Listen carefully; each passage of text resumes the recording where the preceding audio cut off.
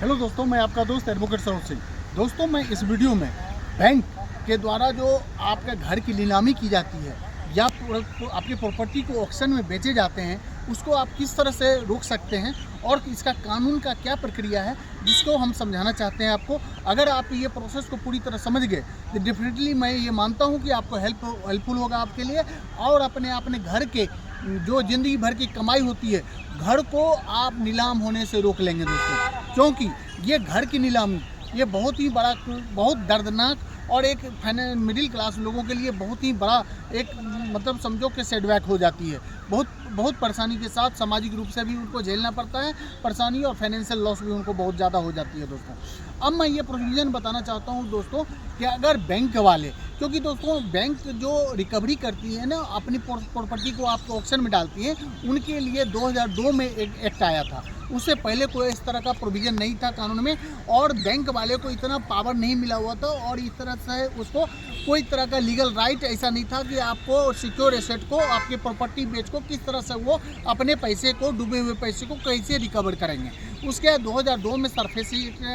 Act बोले आप, SARFAESI act बोले, इसके लिए वो सरफेसी एक्ट बना, सिक्योरिटाइजेशन एंड रिकन्स्ट्रक्शन एक्ट, जो ये है securitisation and reconstruction of the financial asset act. अब ये सिक्योरिटाइजेशन एक्ट के ये बोला गया कि भैया ये आप ये समझो कि ये जो एक्ट बनाया गया स्पेशली बैंक के फेवर का बनाया गया, क्योंकि ये बैंक वाले इस चीज़ को बहुत ही ज़्यादा इसको यूज करके अपने पैसे को रिकवरी करते हैं। जैसे कि आपको पहले मैं बताता हूँ, ये सरफेसी एक्ट का सेक्शन 13(2) आपका कोई भी अगर मान लो लोन लेते हो, अगर लोन आपका डिफ़ॉल्ट हो गया, अगर आपका 3 EMI हो गया, नॉन परफॉर्मिंग एसेट के कैटेगरी में चला गया, तो बैंक वाले क्या करते हैं? बैंक वाले क्या करते हैं कि आपको वो सीधा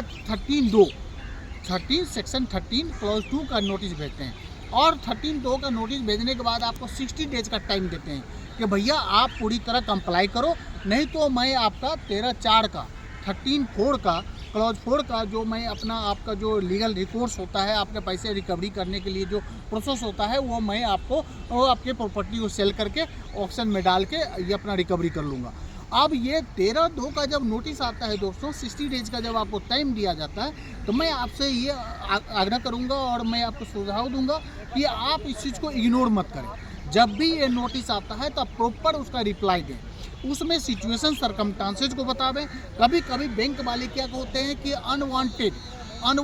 ढंग से इंटरेस्ट जोड़ते हैं, और गलत ढंग से अपने अकाउंट के साथ ही वो मैनिपुलेट करते हैं, जिसके कारण जो इंटरेस्ट रेट भी बहुत एग्जॉर्बिटेंट इंटरेस्ट रेट लगाते हैं, और जिसके कारण क्योंकि जब ये प्रॉपर्टी का जो डॉक्यूमेंट साइन करवाते हैं at the time of loan sanction के टाइम में, तो उस समय में बहुत सारा चीज़ ऐसे होते हैं कि लोगों को पता नहीं होता है, वो समझो कि उनको हिडन रहता है, बहुत सारे चार्जेस हिडन रहते हैं। इसके कारण बैंक वाले अपनी चार्ज को डिस्क्लोज नहीं करते हैं, और बाद में लोग साइन डॉक्यूमेंट्स पढ़ने के बाद वो फंस जाते हैं। उनको इंटरेस्ट रेट, और NBFC वाले, NBFC non banking financial company, तो बहुत ज़्यादा ये इस तरह का काम करते हैं दोस्तों। ये NBFC वाले पूरी तरह से क्लाइंट को पूरी तरह से ये समझो कि जो प्रॉपर जानकारी है उसको देते नहीं है, पूरी तरह जानकारी को सप्रेस करते हैं, सब कंसील करते हैं, और उसके बाद जब डॉक्यूमेंट्स ले लेते हैं, पास हो जाता है लोन, तो उसके बाद अननेसेसरी और अनवांटेड ढंग से इंटरेस्ट जोड़ना शुरू कर देते हैं दोस्तों। अब ये मैं बताना चाहता हूँ कि 13(2) का जब जैसे नोटिस आया तो आपको प्रॉपर उसका रिप्लाई देना है। उसके बाद नहीं दोगे तो 13(4) में क्या करेंगे, बैंक वाले अपना प्रोसेस कर देते हैं, प्रॉपर्टी को सेल आउट करने का, ऑक्शन करने का प्रोसेस चालू कर देते हैं। अब उसके बाद 2 ऑप्शन और है दोस्तों कि आपको सेक्शन 14 में वो सीधा क्या करते हैं, CGM कोर्ट में या डिस्ट्रिक्ट मजिस्ट्रेट के सामने प्रॉपर्टी को सेल आउट करने के लिए ऑर्डर लेने के लिए चले जाते हैं। अब वो कोर्ट में पूरी तरह एफिडेविट कोर्ट देखती है, CGM कोर्ट, और DM को डिस्ट्रिक्ट मजिस्ट्रेट देखती है। अगर वो लगता है कि प्रॉपर तरह इनका एफिडेविट पे पूरी डॉक्यूमेंट्स का जो दिया गया है और लोन की जो रिकवरी है, उस तरह की मामला अगर पूरी तरह कोर्ट को समझ में आती है, तो उस कंडीशन में वो क्या करता है, एज ए रिसीवर अपॉइंट कर देता है। और रिसीवर का काम क्या होता है, रिसीवर जब अपॉइंट हो जाता है तो उसके बाद वो नोटिस भेजते हैं पोजीशन के लिए प्रॉपर्टी को सेल आउट करने के लिए नोटिस भेजते हैं। और उस कंडीशन में जब प्रॉपर्टी के सेल आउट करने के लिए नोटिस भेजते हैं, तो उस कंडीशन में भी आपको टाइम होता है कि भैया आपको उसके दिन में आपको उसका रिप्लाई दो, और उसको चीज़ को आप प्रॉपर उस चीज़ को रुकवाने के लिए